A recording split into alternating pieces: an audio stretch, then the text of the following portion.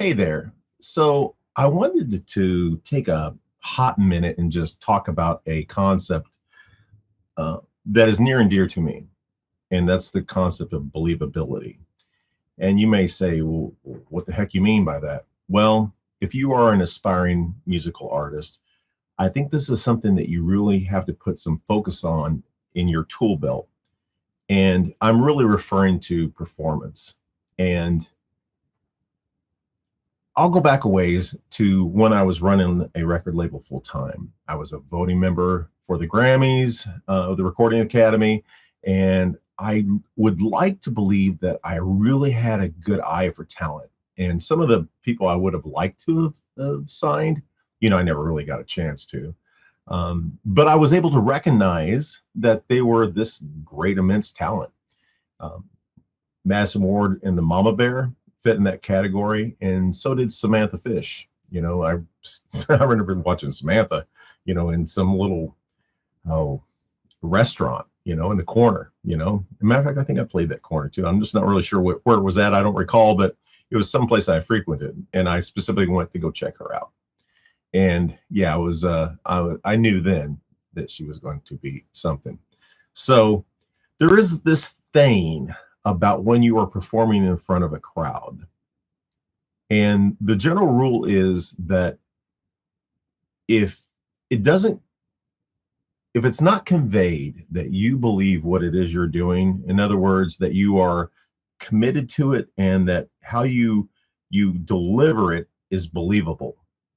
And it's very hard for me to articulate this other than I know that if you've ever gone and seen any live music, you can always tell when somebody's truly into it and when they're not. It's almost like a contrived thing. It's like they're more impressed with themselves than what the audience can ever be, is one a way that kind of manifests. But it really is the delivery. And so there are a number of performance coaches out there. I studied, and went to and actually saw him at a conference at least once. A guy by the name of Tom Jackson. I'm going to put a link down below to his stuff. Tom is a genius in this space, and I've seen him work with people where he will get them on stage and they'll perform, and there's absolutely nothing wrong with their performance of how they performed their song that they wrote. But he would give them some tweaks about what to do with the mic, where you make your pauses at, and just this little subtle changes, which made their performance not necessarily articulatable as far as what those changes were that made it so much better, but it kind of turned out to be kind of a day and night kind of a thing. So as a venue owner, I always could tell the people who were just kind of going through the motions versus the artist that was put everything, all the emotion that was originally part of that song when they wrote it, they're putting it into that delivery.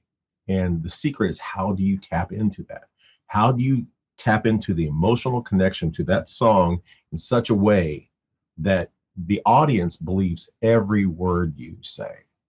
They know you mean that shit. So that's what I mean by believability. And so it's not one of those things where it's like you can just say, well, I believe what I'm singing, and therefore it's conveyed that way.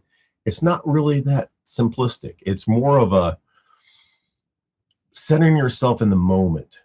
And when you sing about that heartache, I mean, you don't have to, it's not about, emotionally crying or anything else like that, where you're conveying this, great sadness, but it's just a subtle difference between singing at the audience and singing to the audience, if that makes any sense. You are opening yourself up, and there's a sense of vulnerability too that comes across with that.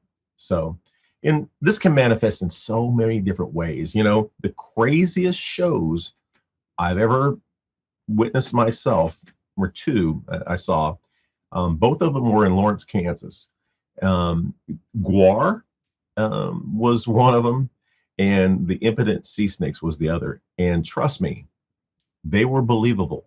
That shit was crazy, but I believe they meant every every every every action they did. You know, the fake phalluses and spraying the audience, they meant that. They meant all of that, and it was this incredible experience. But I didn't feel like it was a very contrived thing. You know, it didn't come across that way, and it could very easily come across that way. You know, you think about somebody like Marilyn Manson.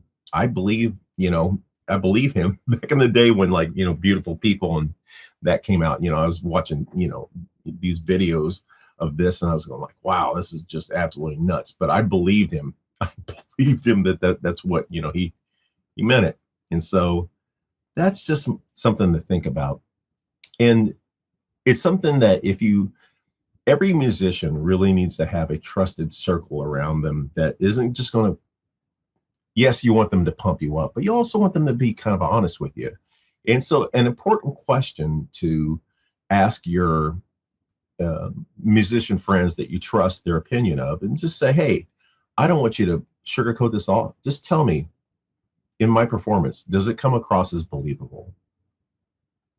And see what they say. And, chances are it will, but I'm just telling you, I could sit there, I had, years of artists every night that we were open, and, usually more than one artist per night. And the ones that really did the best there, both financially and audience size and everything else, was the ones that just came across as more believable. They sold their product in such a way that the audience simply could not get enough of it, because they were emotionally connected. The audience was emotionally connected. That's the butter on the biscuit right there. You be connected so they can be connected. Take care.